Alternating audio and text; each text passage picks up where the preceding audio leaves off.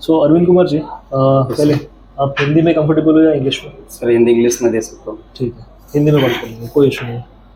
आप अपने बारे में कुछ बताइए। Sir, my name is Ravin Kumar Thakur. So I am doing PhD from MNIT Jaipur. This is Okay. ongoing. Okay. So I have done MTech from MNIT Rourkela in mechanical engineering and BTech from the EPT Lucknow. Okay okay. तो आपने PhD अभी ongoing है कि कैसे? Ongoing है. अच्छा About to complete maybe in 4 to 6 months maximum. अच्छा। तो आपका जो थीसिस है वो किस पे है? This is on the fracture mechanics. Fracture mechanics. Yes, I am doing fiber bridging okay. analysis. Fibre basis analysis, उसका व्हाट इज द लाइक जो आपका कोर सब्जेक्ट है उसके बारे में कुछ बताइए मुझे। Sir, I am basically working on the titanium aluminide with the SiC fiber. Okay. तो उसका बेसिकली काम क्या है, जो फ्रैक्चर का टफन करना मटेरियल को। तो फाइबर ब्रिजिंग में क्या है, यदि मटेरियल में कुछ और पुट करते हैं, कोई एलोइंग मटेरियल मिलाते हैं, पहले टेट्रामेटर में एलोय है, कुछ अलग एलोय मिलाते हैं, यदि फ्रैक्चर क्रैक होता है, so that was not given the too much Stephen material. ठीक है। तो फाइबर ब्रिजिंग में यदि क्रैक हमारा होता है, ऐसे क्रैक हो रहा है, तो फाइबर्स पड़ रहे थे ना टू डायरेक्शंस में। जब क्रैक क्या होगा, एलोंगेट होगा, ओपनिंग होगी ज्यादा, तो फाइबर्स क्या होंगे, फोर्स लगाएंगे।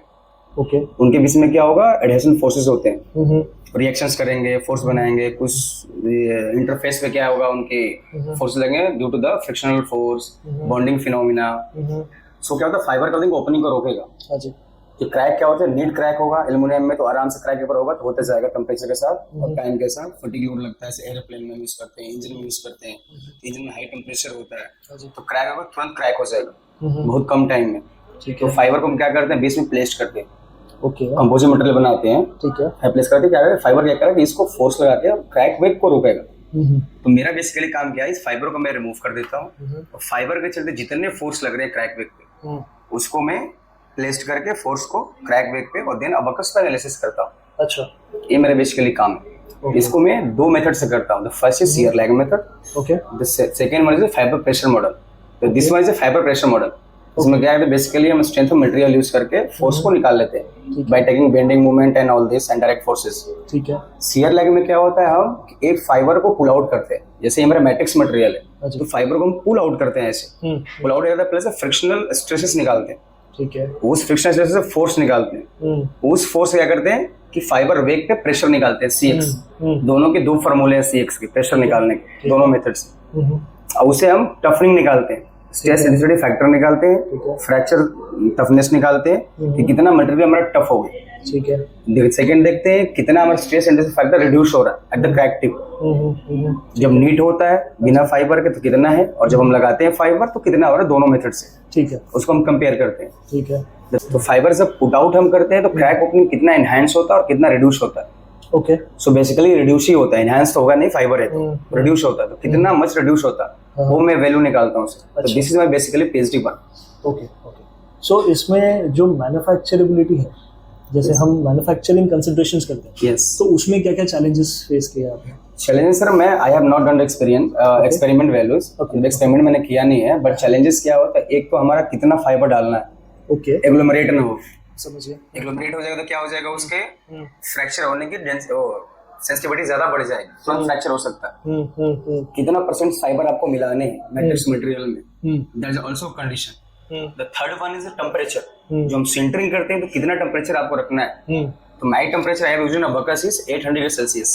ओके। उसमें क्या होता है कि बॉन्ड फॉर्मेशन नहीं होता, तो I have not taken the bond formation. Okay. जब 1100 डिग्री सेल्सियस पे जाएंगे तो जो SiC का कोर है, आउटर लेयर पे कार्बन होता है, तो 1213 डिग्री सेल्सियस पे केल्विन पे जाएंगे तो क्या होता है, इंटरेक्ट करने लगता है, वहां से फ्यूजन होने लगता है मटेरियल का, तो बॉन्ड फॉर्मेशन हो जाता है। तो I have taken only frictional bonding condition, okay, जिसपे वो बॉन्ड फॉर्मेशन ना हो। तो 600, 700, 800 डिग्री सेल्सियस पे I have done my work. Okay. तो आपको लगता है कि in making a physical prototype, अगर आप फिजिकल प्रोटोटाइप बनाने जाएंगे, so what kind of new manufacturing techniques might have to be included? मान लीजिए ट्रेडिशनल मैन्युफैक्चरिंग मेथड से तो कर नहीं सकते, तो कोई ऐसे टेक्निकल अप्रोच कुछ है इस चीज के लिए, हम आगे इसको एक्सप्लोर कर सकते हैं? सर टेक्निकल है तो फाइबर प्रिंटिंग वाला चीजें होती है ना, हाँ जी, 3D प्रिंटिंग से, हाँ जी, उससे हम बना सकते हैं, वो एक न्यू अप्रोच है। रिसर्च में, उसे आप कंपोजिट बना रहे हो, एनालिसिस कर रहे हो, that is a new approach. और सब जो एक्सपेरिमेंटल करने हैं, जो हमने हाँ ये कर दिया, सेंटरिंग कर दिया, मिला दिया उसको ब्लेंडिंग करके, that is all conventional approach. तो एक है 3D प्रिंटिंग से जो हम बनाते हैं, एनालिसिस करते हैं, that is a new approach. May be वो AI हम कंप्यूट कर ले किसी मशीन में, ऐसे वो मशीन AI यूज कर रहा हो, हम कमांड दे रहे हैं, that is also new approach in that research. ठीक है, ठीक है। तो PhD करने के पहले कोई आपका एक्सपीरियंस रहा है पहले कि किसी कंपनी में काम किया? I don't have any experience in industry. Okay. Because that time I was prepared for go to the foreign to do PhD. अच्छा, कहाँ जाने का प्लान कर रहे थे? सर जर्मनी में एक मेरे फ्रेंड थे, उन्होंने आईलेट मैंने दिया था, मेरा क्लियर भी हो गया था। अच्छा। But due to some reason जो प्रोफेसर थे से बात हुई थी, उन्होंने किसी और को ले लिया। अच्छा। वो ऑस्ट्रेलिया का लड़का था, क्योंकि मेरा दोस्त बताया कि ऑस्ट्रेलिया से वो आया हो, तो एक ही वैकेंसी थी। अच्छा। फिर मैंने फ्रांस में अप्लाई किया, तो मेरा वहाँ हो नहीं पाया। So after that I joined the MANET Jaipur. Okay. I am very frustrated that time. नहीं, मैं समझता हूँ। मेरा शुरू से था कि फॉरेन में जाऊँ, इंटरव्यू दूँ, ये करूँ। उसके बाद कोई मेरे को वो सब मिला नहीं, कुछ भी कि हाँ किसी के थ्रू में ज्वाइन करूँ, अप्लाई करूँ। ऐसे मैं अपने से सिंगली मतलब बहुत जगह अप्लाई किया। अच्छा। तो मेरा कहीं से मतलब कॉल नहीं आया। देन आई वाज प्रिपेयर्ड कि PhD कर लूंगा तो PDF के लिए मैं भी जाऊँ। So after that I change my plan कि PhD एक बार हो जाए, देन मैं सोचता हूँ। ठीक है, ठीक है। तो बाकी कोई यूनिवर्सिटीज ट्राई नहीं किया जर्मनी के अलावा? सिंगापुर में ट्राई कर सकते थे। NTU का नाम सुना आपने? नैनयांग टेक्नोलॉजी यूनिवर्सिटी है, जिनका रेटिंग भी अच्छा है जर्मन यूनिवर्सिटी के कंपैरिजन में। कभी वो एक्सप्लोर नहीं किया? नहीं सर, उसके बाद कहीं नहीं गया। इस जगह मैं तेल अवीव में एक मेरे फ्रेंड थे, मैं वहाँ भी किया था ट्राई। तो वहाँ से भी कोई कॉल नहीं आया। बोल रहे कि अभी निकलता है, फिर वो लोग मना कर देते हैं। नहीं, बिकॉज इट इज अ, जैसे आपको GMAT JRE वो सब का भी रिक्वायरमेंट होता होगा। ठीक है, ओके ओके। और ये आपके कुछ पेपर्स भी पब्लिश्ड है? Yes sir. ओके। 23 में 2 पेपर मैंने पब्लिश किया। अच्छा। मैं 16 में MTech के मेरे समय में 2 पेपर पब्लिश था। ओके। जैसे कोविड के चलते थोड़ा बहुत डिले हो गया मेरे PhD में, otherwise I have completed may be 22 में कर दिया होता मैं। ओके। तो ये जो आपने नैनो क्ले रीइंफोर्स्ड जो पॉलीमर हाइब्रिड कंपोजिट है, yes sir, is this related to this जो आपने अभी एक्सप्लेन किया? Yes, same thing. इसी पे मैंने काम कर रखा है। उसमें पेपर भी पब्लिश नहीं किया मैंने। Okay okay. सारे रिजल्ट्स मेरे पास है। पेपर में राइटिंग कर रहा हूँ अभी यहीं से। अच्छा। Sir actually I have full time PhD scholar. Okay. So अभी जस्ट अगस्त में मेरा भी स्कॉलरशिप बंद हुआ। ओके। सर टोल्ड मी कि जाओ कुछ एक्सपीरियंस लो इंडस्ट्री का, कहीं भी कंपनी आप ज्वाइन करो, वहाँ एक्सपीरियंस लो, आपके लिए बेहतर रहेगा। फिर उसी कंपनी में आप ग्रो करना, जब आपका PhD हो जाएगा तो वहीं पे अप्लाई करना उसी कंपनी में कि हाँ मेरा PhD हो गया, अदर पोस्ट के लिए वो। So I came here and join the institute. Okay. Learn something design software. Okay. क्योंकि earlier sir I have only done on the CAE tools. Okay. Abaqus में काम किया है, NCC MTech में काम किया, हाइपर में थोड़ा बहुत हैंड्स ऑन है मेरा। मैं बच्चों को वहाँ पढ़ाता भी था MTech। अच्छा। हाँ, तो मैं सो डिजाइन सॉफ्टवेयर सीखना मेरे को लिए मस्ट है, क्योंकि हम डिजाइन इंजीनियर। सो तो डिजाइन सॉफ्टवेयर यहाँ थोड़ा सीखा मैं। अभी तो CATIA मेरा जैसे अभी चल रहा है, 2-4 क्लासेस और बाकी है। ओके। AutoCAD फिनिश्ड है, 2D ओनली। अच्छा। तो ये आपका जो एग्जिस्टिंग अभी कोर्स चल रहा है, ये कब खत्म होगा? ये सर 3 क्लास 3 से 4 क्लासेस और हैं, 3 से 4 क्लासेस और मैक्सिमम। ओके। तो अर्जुन जी, मुझे ये बताइए एग्जैक्टली आपका थॉट प्रोसेस क्या है? आपको मतलब फ्यूचर जो है, आप आगे करना क्या चाहते हो?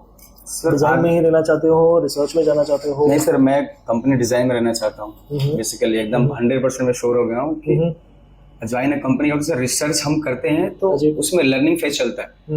तो हम डिजाइन में चीजें रह के काम करके कुछ सीख के वहां भी रह के मैं रिसर्च कर सकता हूँ कंपनी के लिए। R&D में जा सकता हूँ, उसके लिए कुछ कर सकता हूँ, तो मेरा डेवलपमेंट होता रहेगा। ओनली मैं रिसर्च में रहता है तो क्या, तो कंपनी जो है प्रैक्टिकल नॉलेज हमें कम होता है, इसलिए मैं कंपनी ज्वाइन करता हूँ। कंपनी को मैं लर्न करूँ, कुछ सीखूँ, मैं किसी के अंडर में अपने को बेहतर बनाऊँ, कंपनी के लिए कुछ करूँ सर। ये मैं चाहता हूँ, मेरा मेन गोल है अभी। ठीक है, ठीक है। तो आपने इसके अलावा जब आपने कोर्स, अभी जो आपके कोर्स के दौरान डिज़ाइन में असेंबली, सब असेंबलीज कैसे डिज़ाइन करते हैं, उसका एक थॉट प्रोसेस देखा है? लाइक मान लीजिए कोई एक चाइल्ड पार्ट, सब असेंबली और एक असेंबली करना है, उसका एक बेसिक थॉट प्रोसेस हर चीज़ के लिए what is that common flow जो हम कोई भी डिज़ाइन प्रोसेस के लिए अप्लाई कर सकते हैं? सर फर्स्ट तो कि हमें तो सबसे पहले क्या है कि डिज़ाइन पढ़ने आना चाहिए। ओके। क्या डायमेंशंस है, टॉलरेंसेस क्या दिए गए हैं, then I go for the make the part. पहले बेस पार्ट को बनाना है आपको, कौन सा पार्ट मेन है उसको बेस बनाना है, देन उसमें किस किस की असेंबली करनी है, उन पार्टों को बनाना है, then we go for the assembly. Assembly करना, देन आपको कोई मैकेनिज्म देना है, यदि आप आगे कहीं जाते हो मैकेनिज्म फील्ड में, then we give to the velocities and everything, the freedom defined।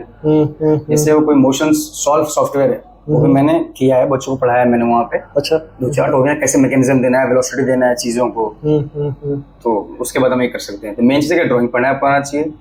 Main drawing में क्या, जब तक ड्राइंग पढ़ने नहीं आएगा सिर्फ हम डिजाइन कर नहीं सकते। तो असेंबली तो बहुत दूर की बात है, तो फिर ड्राइंग पढ़ें, देन हम पार्ट मेकिंग करें, देन पहले क्या पार्ट बनाना है वो आपको नॉलेज होना चाहिए। किसको असेंबली में पहले लेना है, किसको कैसे ऐड करना है। Okay, this is the flow. ठीक है, ठीक है।